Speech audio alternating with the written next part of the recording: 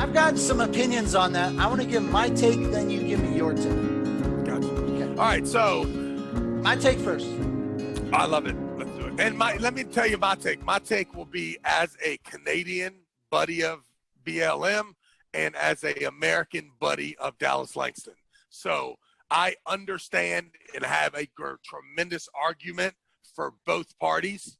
So Okay, hold on. You're getting ahead. So I did not watch it live. I go on Facebook and I see Ryan Blue Bowen. His post is my first thing. And he says, "Congratulations, Dallas. You won that match, You were robbed, basically." And I was like, oh, suddenly I'm curious. So I go and I watch the video. And the first thing I see, I don't know any of these guys, but here's my general opinion. That first match, Dallas was doing everything he can to set up to not grip. He was like, in my opinion, he was cheating on putting the, he slipped like this. It was the clear, in my mind, I filmed the hundreds of tournaments. That's a total foul.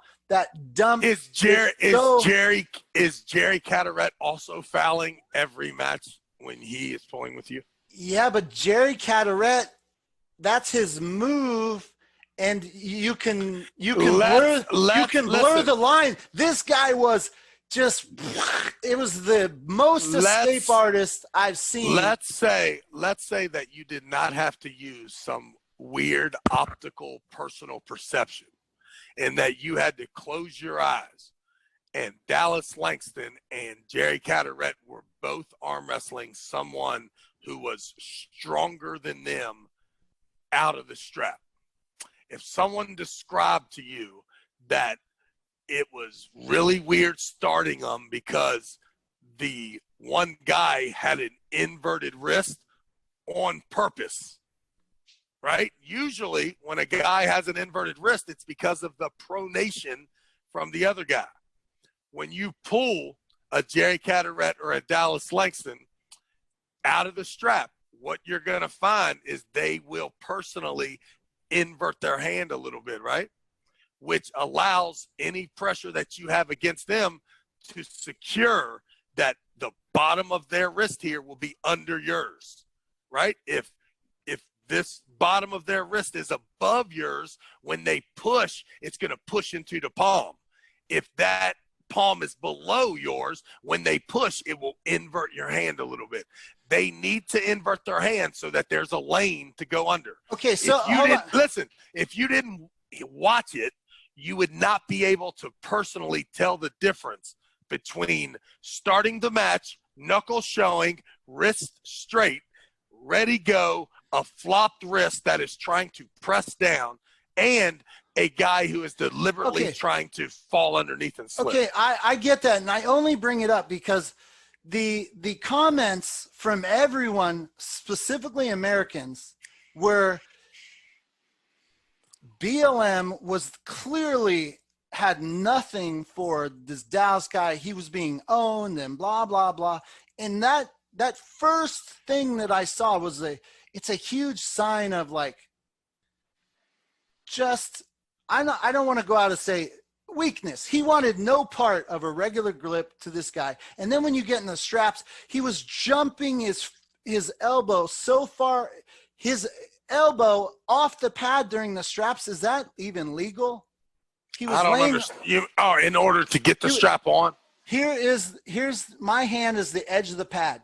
He was on his bicep, driving his elbow off the pad, getting the strap on. It was such manipulation to try to get an advantage in the strap that I was like, where are the referees? No referees there? No referees notice his elbow off the pad, off the front of the pad. So my point is that right away I'm seeing like, I mean, this guy Dallas seems very scared of BLM's hands. But then in the straps, boom, boom. 2, he looks very solid. I give it to you. Fine. But then the house falls down. The amount of rage that somebody missed a foul. The house fell down. I don't think the viewer understands, like, people could have been injured. They're all going, what about that foul? What about that foul?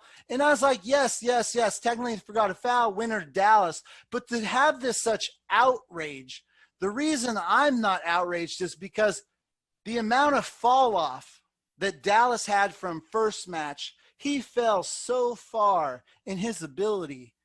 That first match, if you compare his setup and his strength to now the third or fourth match, he lost so much. It was like he went on a drunken spree or something. He wasn't gripping his hands, and it was like his move to try to dump it wasn't there, and he was just getting blasted. And I was like, when I read Ryan's comments that, like, you owned BLM, and then I watched those final two matches, I don't see how he was owned. Yes, they missed a call, but this outrage, I'm like,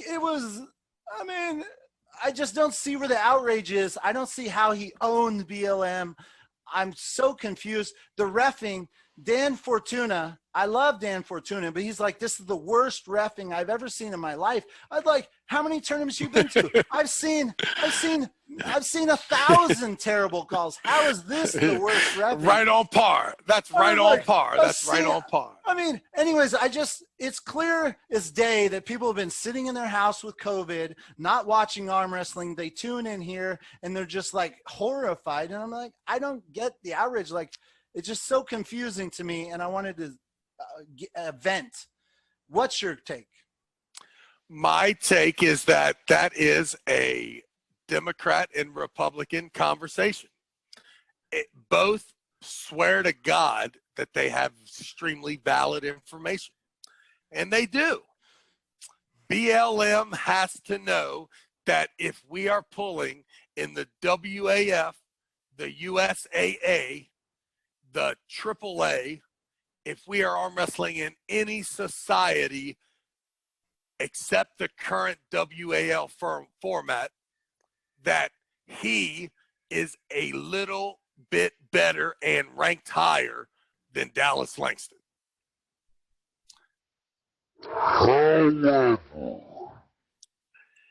What shirt did BLM have on? I don't know. WAL. Oh, yeah. That's right. Why did Ryan Bowen write that Dallas owned BLM? Because Ryan Bowen is scheduled to have a match with BLM, and it just got canceled over COVID, and they have been battling back and forth about who the man is. Oh. Dallas Langston has just lost to Ryan Bowen back in June. And now BLM was supposed to show not only beat Dallas Langston, but beat the shit out of him worse than the loss to Ryan Bowen, because Ryan was able to beat Dallas 3-1. BLM's personality, his focus was to destroy Dallas Langston. He did not think that Dallas Langston had a chance in hell. BLM is worried about one title in the world, along with Dallas Langston. These two people want to be the WAL middleweight champion of the world. Nothing else matters. That's the biggest problem for BLM. Oh, so you gave me all this. Hold on, you gave me all this backstory that has nothing to do with that match. It has everything to do with that. No, what I'm saying is, like, it's like more political, and like every current arm wrestler that believes wholeheartedly that Dallas Langston owned BLM. They believe that because if that match happened in the biggest stage possible for either one of them, which is the World Arm Wrestling League, Dallas would be able to walk up to that table, put his hand up there, walk away from the table, and 30 seconds later, Bart Wood is going to pull that strap out. He would never have to do any slipping. He wouldn't have to do any of that.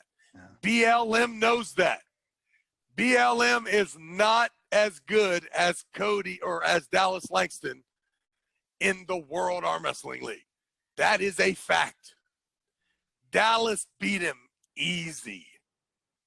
And let's go further. And hey, hold let's on, remind me. right, Now, hold on. Dallas lost to Ryan Bowen, though? Dallas Langston lost to Ryan Bowen at the NAL Finals, June 2019. So how do you rank those three then right now? Right now, it is Ryan Bowen first, Dallas Langston second, BLM third, and don't get it twisted. All three of them have 3 or 4 guys above them. Okay, so But note to self, should give Dallas Langston a shot at either Paul Lynn or the middleweight championship of the world to Rob Vigent Jr. If Dallas Langston takes any 200-pound guy in the United States and puts them in the strap, my man has a chance. well, he's got some weaknesses. I mean, he's got to up. It is absolutely horrible. He is an average dude at best if he goes anywhere where he's got to get in the strap. Yeah. But I'm going to tell you right now, in the World Arm Wrestling League, he's going to get to it right then, and he might be the best guy under 200 pounds in the United States. So my general closing thought on it, yes, they messed up with the fouls. He should have had the win, but if he was as dominant as the comments said, he should have not faded so much on those final 2 matches. If you are a genuine arm wrestler, you understand the power of beating someone 2-0, regardless of the format. When you are up 2-0 because you have taken the best of this guy in a hook in his town when he thought you were beneath him. Let me tell you something. BLM thought that Dallas Langston was a bum. Yeah, beforehand. This was a major setback for Brendan. Major setback. No one can deny under the WL format, it's over. And don't get it twisted. That's all Brandon is worried about. All he's worried about is the World Arm Wrestling League, and he just showed me not only is he not as good as Dallas, but I believe Dallas looked at the camera. Yeah. If I'm not mistaken, he was talking to me. I heard him say, "Come out, I'll give you an interview." I got one final thing to say about that tournament. I don't want to judge, but if I'm new to the sport and I'm just walking in and I'm watching these live broadcasts, for the love of God, man, for the love of God, I don't seem to think people, the people who've been around, you know, that we broadcast nationals. It was 2005 or 2006. I mean, we have multi-cameras. Like, if you're gonna do they're still rolling with Justin.TV. Dude, here's the thing. If you're out there, you don't have to get a switcher, do what I did, multi-cameras, but for the love of God, okay? During the downtime, have somebody standing right next to them. Turn the camera to them. Tell us what's going on. Describe what you see. Break up the monotony of watching a strap be put on. It's like, dude, I don't know who the girl is holding the camera. Props to you. You had your beer. But, man, there's some small things that you guys could do out there in the promoter world. Not again. To up. No, I thought it happened again. There's some small things you can do to up your production value and make it less boring for us who are watching. Anyways. Speaking of that, hey, have you thought about what we're going to do special when we run our first tournament, because I think it's going to happen. You think so? I mean, I'm pretty sure I got a lot of inquiries about me and you coming. I think I'm excited to get back out there, but there's a danger of that old content not getting shared the minute I pick up that baton and start running. So I'm a little scared because I'm enjoying sharing. Let's think about what the focus is, right? Let's think outside the box on exactly what it is. So I don't want to get ahead of ourselves, but so the high seed guy from Aloha, you named the strain? No, I told him we were talking about it on the show. I know. Yeah, I know. He said, Beast, name the strain. Is there going to be a Travis Bagent strain? Beast Bud. Beast Bud. Beast Bud. That might be the coolest thing I've ever heard. If they really do that. Yeah. Mr. Aloha. And I forget if I got to check my email to remember your name. Mr. Aloha. I just had a phone call. If you name a strain if you name the Beast Bud, that might be the coolest thing to have come from this show so far. That would be, I don't even do it. I don't even do the THC or buds or whatever, but that might be the coolest. Listen, with me, it's bologna and cornbread. Yeah. That's all I roll with. I'm really annoyed that people who skipped chapters, so they don't get the inside jokes. People coming on saying, what's up with the shitty signs? Hey, audience members out there, I encourage you. It's by design the reason I named it chapters instead of episodes. Because chapters is like a book. I'm thinking about the future here. One day, my grandchildren, Travis's children's children, if they want to know what either of us is up to, or if this show lasts 5 years, and let's say you do something amazing and someone wants to come write a movie about the Travis Bagent story, the idea would be you wouldn't even need to sit down with them to talk about the years 2020 to 2000 whatever. You would say, just go watch chapter 1. Come to me if you have any questions I haven't filled in, because they talk about everything that happens in their lives over that period of time. And it's like, that's why we start with a story. If something amazing happens and I actually get a real banner back there, then you know where we came from. Like somebody's asking about beauty. Yeah. Like beauty. Hey, we explained the joke. It's in chapter 1, chapter 2, chapter 3. We're now in chapter 20. You're coming in because the show's just now getting popular. Come on, go back, fill yourselves in. It's annoying to me.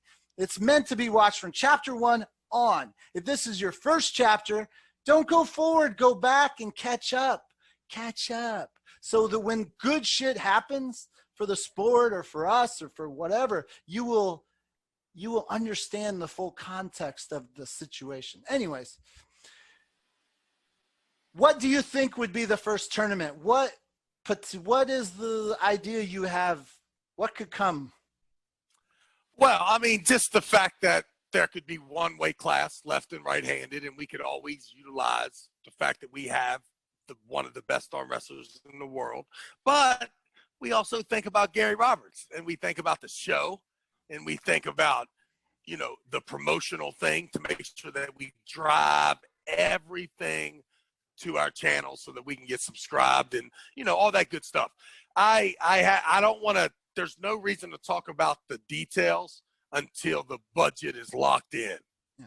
But what I would love to do is to have a $15,000, instead of having a $30,000 tournament, I'd rather have a $15,000 tournament at the beginning of the year.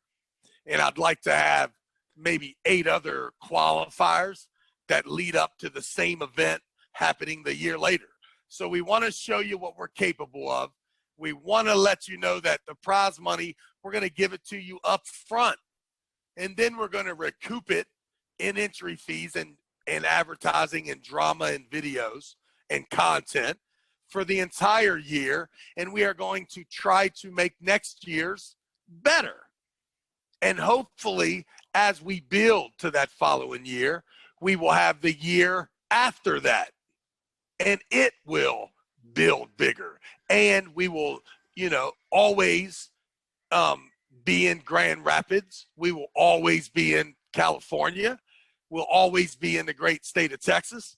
We love being down south in Jacksonville and Atlanta.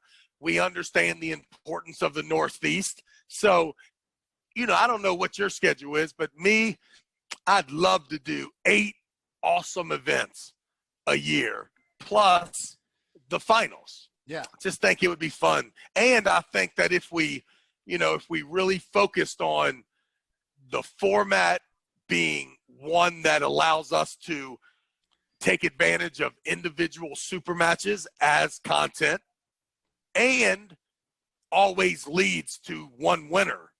And hopefully my hypothesis of the biggest guy not winning all the time will start to show its face, and we will be in a good situation.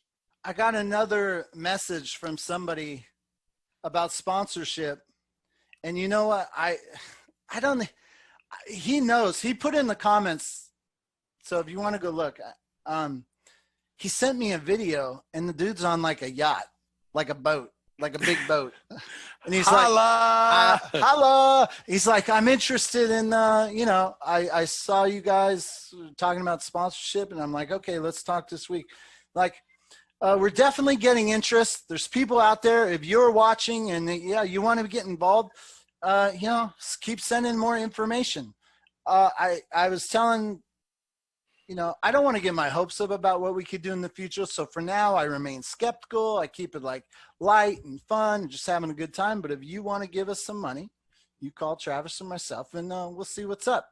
But I'm going to tell you the remedy. So if someone calls me and says, "Hey, Trav, man, you and Gary are rocking it. What can I do?" And I'm like, "My man, we can do anything. Tell me how much money you want to spend, and I'll tell you just a personal opinion on what I would do with it. But spend the same amount of money on the athletes that you do on Gary. Make sure that this motherfucking machine is rolling." Yeah. Right? So you're going to be my biggest commodity. Hopefully somebody gives you a little more love because of your relationship with me, and that'll make this thing perfect, bro. And then at the very least, me, you, Casey, and your wife, and Bubs, and Tyson can all go to Hawaii at the end of the year and just hang out. What?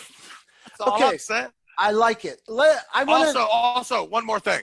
I have been doing these one-on-one seminars and group seminars, and I will tell you the truth. It started because I got tired of people asking me if I would do a seminar. So a one-on-one, right? "Hey, Trav, I'm going to be in town Wednesday. Can I come and hang out with you for 10 hours for free?" And of course, I'm not interested in that, right? I got 4 kids. I got shit to do. So I threw a price tag on this seminar that would deter people from taking it. And if they were dumb enough to take it, I was invested enough now that you had my attention. You remind me of Josh Bridges. You remind me of Josh Bridges. He charges you X amount of dollars to come hang with him, train, bro out, have some coffee and just bullshit, have some beers. And anyways, that's a good plan. I mean, if you're a beast out there, like Josh, that's probably what no doubt. Well, and here's the thing too, like I'm not that interested in doing it, but if you're going to make it worth my while, okay. So I put this $500 price tag on it. Well, I've done 40, 50 of these things the last 2 years, right? It's like amazing. Like I did one yesterday. I did one the day before. It's crazy. I went to Pennsylvania, right? I did one on Friday before the tournament. So a lot of people are asking about these things. One-on-one. 1-on-1, 2-on-1, 3-on-1. But this weekend, did you do one-on-one? Yeah. So I did one on Friday, and then I did one on Sunday. With just one guy? With one guy both days. That's pretty cool. I would rather have you one-on-one than in a classroom. It's like, I want to blow out. Of course. A lot of times, though, you will bring your buddy, help you pay for it, and kind of, you have two people listening, so there's a lot of you can remember and retain, but whatever the case. So, but what I do want the viewers to know is I put that number up there because I thought it really wasn't worth it. But I've gotten level 1 amazing at presenting this thing. Yeah. So if one of you rich ass guys wants to fly me and do the personal seminar on the yacht, or you want to come in town for the seminar, it's not going to be long before it's $1,000. Because right now I am killing them at 5. And look, I even got guys. Do you know how tight Rick Layton is? With you? Rick Layton, with anybody. Oh, yeah. Rick Layton does not play, okay? He that keeps his eyes on them pennies, all right? Oh, Rick you Layton. Tight financial. Tight. Yeah. Rick Layton called me and said, Travis, whatever you want. And I'm like, my man.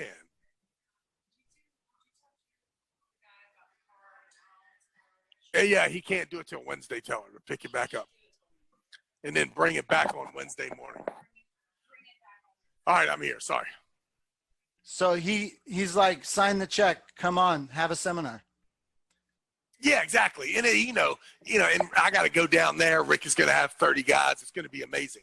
But I just wanted the viewers to know that does, like, I can see guys on this YouTube, and they really want to hang out with the beast. Yeah. And I get it, right? And I want you to know the beast is ready. Hey, I'm ready. So come hang out. And I'm going to tell you, before I was a little shaky, like, oh, man, I got to do a good job because I want to make sure they get their money's worth. But after presenting it so many times, cutting it down perfectly, I've got this thing down, man. So if you're interested in the seminar, just send a little message right there. T. Bagent Unfiltered. Well, I noticed Paul Italia, it was a Paul or Sean, I can't remember, the night you went over there. You know, they posted a selfie Friday night, hanging with the Bagent, with the beast, and it's like, it was awesome, yeah. I mean, so when they fly you in, that includes hanging out Friday night, chilling. My man, listen, hanging out. I'll let you buy me a Jaeger bomb, whatever. Yeah. Whatever you got, I'm in. It's worth it. And I tell you, I don't think it's long before we have the one-way class tournament, the after pool / seminar, all in the same weekend. And it's just all a part of it. Sounds like a plan. The fact is, there's no reason that you wouldn't. Yeah, I'm with you. Before we close up, so in some of the comments, don't tell the whole story. I'm going to ask you about some. You tell me if the story is worthy to go into. I mean, more than 5 minutes. Like, is it like Steve Kaplan was 10 chapters? I'm going to present these 2 stories. You tell me if they're 1 chapter or 10 chapters.